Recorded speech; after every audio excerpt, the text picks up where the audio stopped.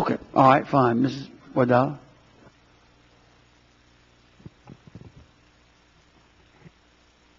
Mr. Chairman, I was listening very carefully to your exchange here with General Bloss, and if I find an offset, will you then support H.R.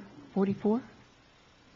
I couldn't commit to that, but what I would tell you is I would be interested in where, you know, good, in where, you know. Because, you know, this bill has passed the Congress 5 times. It's only the Senate. And I've been told that if I find an offset over there in the Senate, they'll agree. So I'm just asking you, would you agree? I couldn't commit on that right now, but it certainly would be a starting point. Mm-hmm. Okay. And with all right, the chair entered. Yes. With all due respect, I was reading the newspaper the other day. You know, one of the things as a loyal citizen of the United States, and Congress Lady, you see some of the issues just on FAS, what I mentioned, or EITC, what I brought up earlier, and it would be too long to recount all the federal mandates that have really bankrupted our island. But I could recommend. I just saw in the news Pakistan. If they're cutting aid to Pakistan, why don't you offset some of that money with a loyal American territory such as Guam? Little recommendation. Thank you, Governor. Just for the record, I would like to ask you the same question I asked General Bloss. The chair entered a statement from the Heritage Foundation that suggests that whatever war claims are due, do not take into account the sacrifice in lives and injuries to liberate Guam. How would you respond to this? What I understand is I don't think the Heritage Foundation has. I'm wondering if anyone from the Heritage Foundation has ever stepped foot on our island. Probably not. You know, when I first came to college out here, when I said I'm from Guam, and it was well-meaning, a lot of folks are saying, "Oh, is that near South America? Yeah. Or do you live in huts?" And unfortunately, you know, we are so far away that there is a little understanding of our island. That is true. Just myself, my grandfather was first cousin of Father Duenas, so Father Duenas had his head chopped off. My father didn't take off his shoes when he went into a classroom, and the sensei beat him up. Yeah. You know, I had another uncle. You know, when you have an uncle whose father was U.S. Marine, what they did with him was they stuck a hose in his mouth and they filled up with water, and when it's filled sufficiently, they put the board on top of him and jump on him. You know, these are things, I don't know if you can quantify it. No. But they were all loyal citizens when they were alive, and their children are still also loyal citizens. And this has been 67 years. Governor, I just want to mention to the chairman, yes, when I came to Congress, you know, this is my 5th term, and when I came to Congress, just to show you how much they know about the territories, that's not just Guam, but all of us. They asked me if Guam was part of Hawaii, one of my colleagues. So, you know, we've got a big job here. We work 3 times as hard as any other member when it comes to explaining our situation and why we're important to our country. Mr. Tamargo, can you explain the Review Commission's finding that there is not a legal obligation for Guam war claims, as one of the statements for the record states, while the Commission reports also states that there is a moral obligation? Could you explain the distinction between? Certainly, Congresswoman. That war claims, there's never an obligation by a nation to pay, to create a claims program. That is simply a moral obligation. And that's what I was going to explain to the chairman also, that these are war claims given to citizens so that no one citizen has a disproportionate burden in the war. Soldiers have different programs for them, but civilians are given the opportunity to file a war claim if they're so eligible.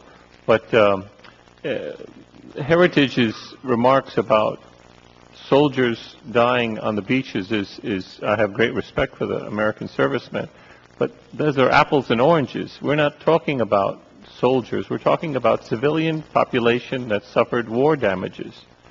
And the mission of the commission was to compare the claims program that was given to civilians on Guam and compare it to the civilians given to other U.S. civilians elsewhere in the Pacific. And there's disparity in the comparison, and that's just the facts. So if the facts are that they were not treated fairly, then what would be called for as a moral obligation was to achieve parity. They would need to create a remedial program to give equity to the civilians of Guam. So it's a moral obligation. Thank you, Mr. Chairman. Mr. Sablon, would you yield your time to me? Yes, to continue, please. To continue Thank on you. your time. Thank you, Mr. Chairman. The chair now recognizes Mr. Fadala for 5 minutes. Mr. Tamargo, I want some clarifications here because I think our chairman is new to Congress and probably doesn't quite understand all of the situation. But can you explain for the committee the legal rationale for why the United States would pay for Guam war claims and not the government of Japan under this legislation? Certainly. Well, in the Treaty of Peace of 1951, the U.S. Relieved Japan of all further liability and accepted all debts against Japan have been satisfied, and they seized the frozen Japanese assets that were in U.S. banks at the time as settlement for all damages caused by the Japanese in World War II. It was done with the Germans as well, and it was commingled with U.S. funds, and so I would say these funds that would be paid to these, as were with all the other claims programs, these funds are indirectly coming from the Japanese and from the Germans, frozen assets that were seized and put into the federal treasury. So in my view is that Japan is paying for these damages. This is Japanese funds that are paying for these claims. So I don't know if you were listening, Mr. Chairman, but yeah, you were just right to explain. I see. Okay, the other question is, another question that comes up when we've been through all of this for the last 9 years is, would this set a legal precedent? For example, people have come up to me and said, well, if we do this, then that would open up a flood of claims from other groups like the POWs, the veterans, or the Filipinos. In my opinion, it would not open up other claims. This is, as the chairman said earlier, and as others have said, and I have said, this is a moral obligation, not a legal obligation. So when one, in the case they satisfies this moral obligation, does not necessarily open you up to other obligations, because there's no legal bind. It's just a moral obligation that the country feels they owe to these nationals.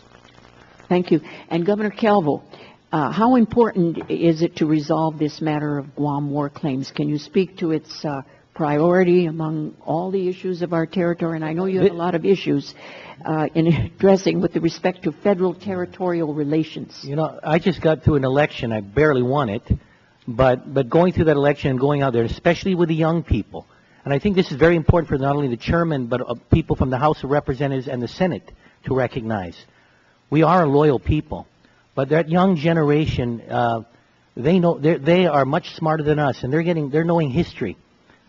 Guam and the Marianas are strategic to the United States. And I do not want to repeat I would be here all day, and all the issues that have happened since World War II. But there are so many issues that are now our young people are aware of. As we move forward in political self-determination, I do believe the goodwill of members of this Congress, this administration, the federal government, or the ignorance, or the nonchalance, or the uncaringness will have an impact on these later generations on what direction we will go in politically. I really do. I would like to see closer union with the United States, but there is a burden that has been part of the people of Guam because we've been so 9,000 miles away. We are a forgotten people, and we have been so loyal. Mr. Chair, I'm a great grandson of a U.S. Marine that came in 1901. So there is this history, like many of us have, with the U.S. military. There's a love of the men and women in uniform. But unfortunately, some of the decisions that have been made in Washington, D.C., I do believe will have an impact on the direction of where our people will want to go in the future. Thank And you. this is one of those decisions. I wish to reclaim my time here, and one final question I have is for the Department of Interior. For the record, Mr. Pula, can you clarify once and for all, does President Obama support H.R. 44? I believe in my statement I said the Obama administration, through our Department of Interior, support the enactment. Thank you. And will you then help us find an offset? We're always looking for offset these days. Thank you. And I yield back, Mr. Chair. I yield back. Thank you.